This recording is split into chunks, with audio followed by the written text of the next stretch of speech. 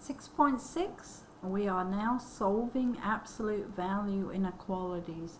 So I know that we've done a lot in chapter 6. We've done the inequalities. Now we did the compound inequalities. Then we did absolute value. So now we're doing absolute value inequalities. So it's inequality and it has an absolute value.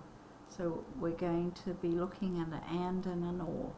So I'll try to explain it in simpler terms. But let's go ahead and look at the diagram first up here, because it kind of shows. So recall that the absolute value of x equals 3 means that the distance between x and 0 is 3. So remember on that number line, so if we're at 0, we can go down to -3, and the distance is still 3. Then we can go up to +3 and the distance is 3. Okay, so that's what they're reminding you of.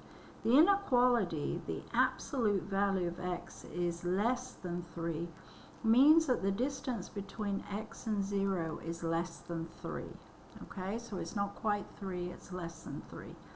And the absolute value of x is greater than 3, so this here means that the distance between x and 0 is greater than 3, exactly what it says. The graphs of x is less than 3, the absolute value, and the absolute value of x is greater than 3 are shown below. So here is the graph of the absolute value of x is less than 3, okay? So you know here it is open circle here, and it's less than 3, and then this one, the absolute value of x is greater than 3, so that is going this way. Okay, so we are going to go ahead and I'm going to try and make it as simple as possible. We're going to solve the absolute value of x, so go ahead and bring that down a bit, is greater than or equal to 6. Okay, so it's going to come down to ors and ands. That's the easiest way to remember. Okay, so if it's facing away, so basically the absolute value of x is greater than or equal to 6, so the inequality here is facing toward away from the absolute value, then this is what we call an or. Okay, so what we do is, if we're going to solve this, we take it out of the absolute value and we say that x is greater than or equal to 6, or x, obviously it has to be something different, so we're going to flip the inequality. It's going to be less than equal to -6. Remember, the distance from 0 is 6. It could be 0 to -6, that's the distance of 6, and then 0 to +6. So that's why you have one going, an or, one going up the number line, one going down the number line. Okay, so let's look at the difference. So that is an or, and if you can remember that, then it will become a lot easier. So now let's look at an and. So the absolute value of x is less than or equal to 0.5. So look at the difference between them. They're clearly different. So this is an and. See how the inequality is facing towards the absolute value? Here it's facing away. So this is an or, you split them up. Here is an and, it's facing towards, so it's a between. So remember the between. So you're going to take it out of the absolute value and write the same thing here, but then you keep the inequality facing the same way here, and you put the negative of this number, so -0.5. So x is greater than or equal to -0.5, and 0.5 is greater than or equal to x. So basically x, if I were graphing it, is here. So let me graph both of them. I'm going to graph the and first. So it's a between these numbers. So let me go ahead, and they include the numbers. So all the numbers between these negative half and positive half are included in the solution. This is an OR, so you got the number line. Okay, and let's put -6 and 6, because remember, when you graph things, you have to do it according to the number line. So let's read it. -6 is greater than or equal to x. So it includes, and it heads that way. And then x is greater than or equal to 6. So, see? So it is similar. It does have the absolute value and the inequality combined together, but it's still an OR and an AND. And if you remember that, then that's how you solve them. The OR splits up and the AND goes between. So let's try to do a few here. And of course I just add a little bit to it. So let's try this one. The absolute value of x minus 5 is greater than or equal to 7. So the first thing you have to look at, and you can't, this is what you have to be looking at your notes until you get it down. Is this an AND or an OR? So it's facing away, so you should instantly see it's an OR. So that means it's going to split up. So I'm going to take it out of the absolute value to solve it. So one of the equations is going to be x minus 5 is greater than or equal to 7, exactly as it is. Then you put the OR, because now you have the other one. X minus 5, you're going to flip the inequality. See, they're going different ways. And then you're going to have the negative of this. So 7, -7. Because we're doing distance, equal side of 0. Plus 5, x is greater than or equal to 12, or add 5, x is less than or equal to -7 plus 5 is -2. Okay, so remember, when we're doing a number line, we're dealing with -2 and we're dealing with 12. So obviously, when we do the number line, remember that the -2 has to go here and the 12 here. Okay, just always remember, just like you would do left to right. Sorry, there you can see. Sometimes I'm looking down and I look up and see, you can't quite see it on the little document camera. So -2 is greater than or equal to x. So it does include, so it's a closed circle and it's heading down. Okay.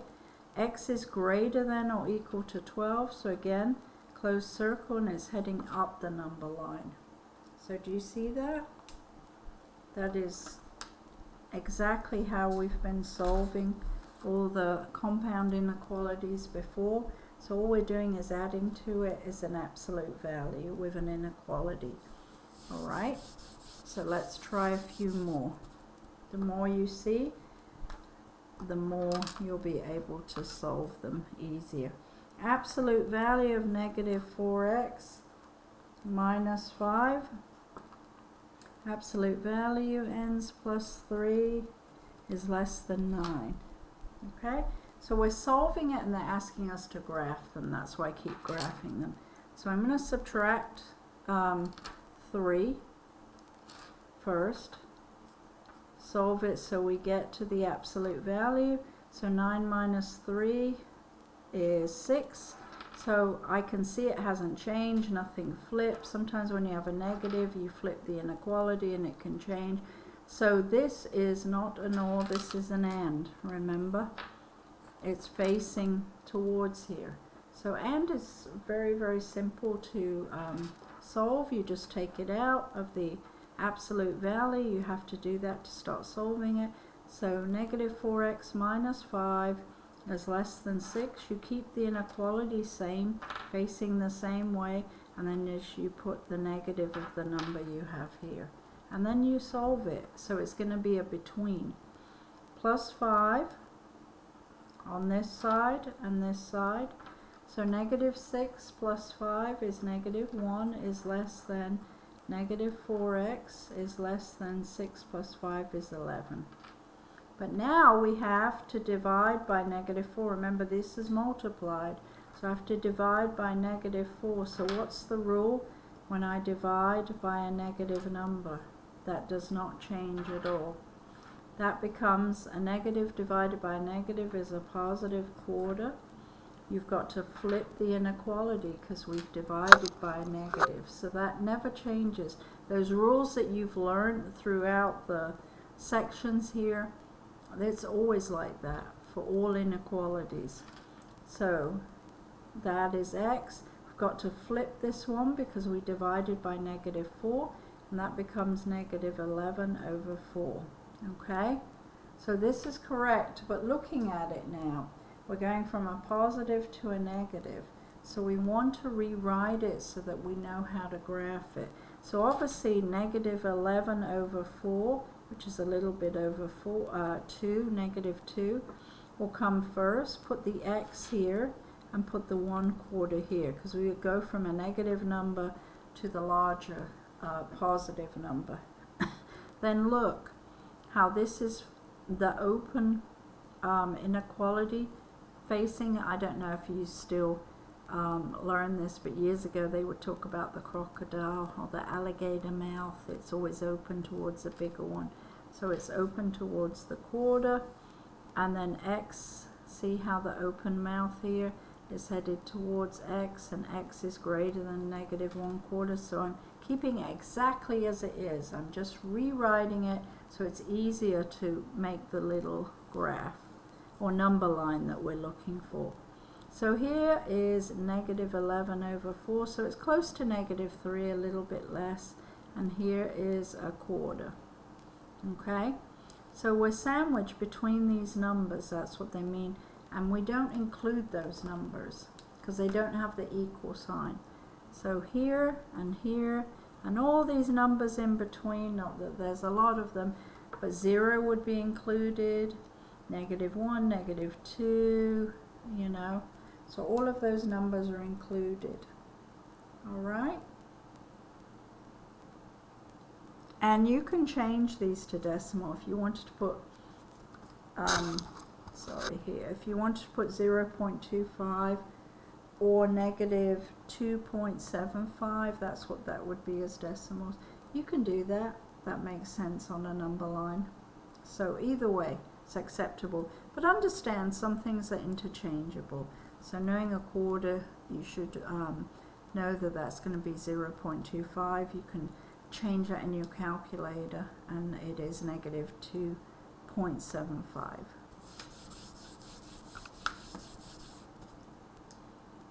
All right, let's try another one here. So, okay, let me pull this down. 3. Okay, there we go. Absolute value of 5m minus 6. Absolute value, and then negative 8 is less than or equal to 13. Okay? So it looks like it's going to be an and, but let's go ahead and solve it first, and we can really look. So remember, we always do this side first, the addition or subtraction that we have to do. So it's a minus 8, so we're obviously going to add 8 here. Okay? So 3, then the absolute value of 5m minus 6 is less than or equal to 13 plus 8 is 21. All right, so divide by 3,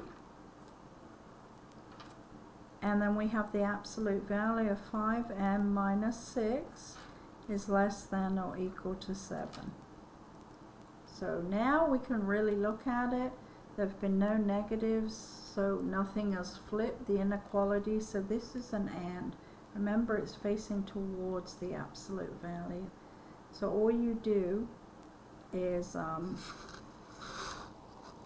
go ahead and take it out of the absolute value. So 5m minus 6 is less than or equal to 7. The inequality should be the same on the other side. They should be exactly the same. And then put a negative 7. Okay, so you're saying it's between the negative 7 and 7 on the number line. All right. Plus 6 here, and here. So negative 7 plus 6 is negative 1, is less than or equal to 5m, is less than or equal to 13. 7 plus 6 is 13. Then we're going to divide by a positive 5, so there's no issues about flipping anything around. So it looks like negative 1/5 is less than or equal to m is less than or equal to 13 over 5. So you can keep it as a decimal. That's negative 0.2. And 15, that's close to 3, a little bit under. But this is fine too. So go ahead and real quick do a number line. Negative 1/5, 13 over 5.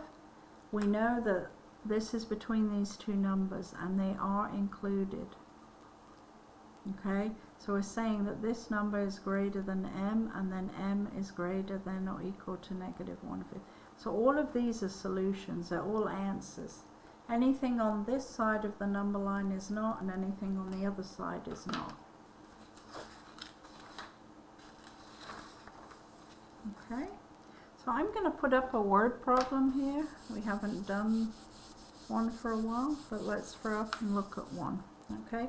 And it's good because it talks about means, so it goes back. I like to just throw this up so we can look at it together, not trying to rewrite something that would take forever. Okay, so you are buying a new computer and find 10 models in a store, advertisements. The prices are $890, $750, $650, $370. You can see them all listed there. So there's 1, 2, 3, 4, 5, 6, 7, 8, 9, 10 of them. And they're all varying prices. So the first thing is find the mean of the computer prices. So hopefully you remember what mean means. It's another term for average. So if you find the average of something, so if I had 4 items and I want to know the average, I'm going to add them together and divide by 4. Well, here I just counted up, there's 10 of them. So to find the average, I have to count and add all those computers together, the 10 models, and then divide by 10. So they've done that, and you could do it if you had to. You just add them, divide by 10. So the average of the computers is $664. Okay, so we answered that. Then it says you are willing to pay the mean price, so the mean price is 664, with an absolute deviation. So that's a statistical term when you say absolute deviation. That means you'll go up that many points or down that many points. Okay, so they use that in statistics, an absolute deviation. So they have figures and they say it can deviate up to +2 or -2. So here it says the absolute deviation of at most 100. So basically you're going $100 either way. All right, so how many of the computer prices meet your condition? So you want to set up an inequality. So write and solve an inequality, an absolute deviation of at most $100. From the mean, $664 is given by the inequality. So that's what your absolute value is. X minus 664 is less than or equal to 100. So remember, that is your deviation. You won't go any more above or below that. So the way that you're going to solve this is going to be a between. And think about it. It makes sense because you're deviating 100 down below or 100 above. So that would be a between. So definitely it's not going to be an or.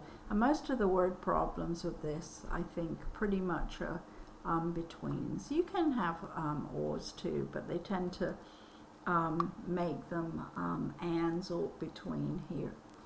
So if you set this up like this, then you know you're going to take out the absolute value, and so 100 is greater than or equal to x minus 664 is greater than or equal, you keep the same inequality, negative 100. So that's what I meant by you go $100 higher, or you're going to go $100 lower. So that is your deviation.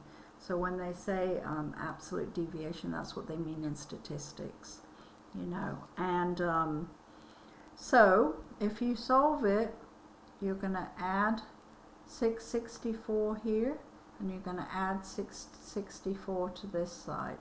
So when you do that, you find that you go between 564 and 764, and you could do it mentally in your head too, but they're just showing how you set up an absolute value inequality and solve it.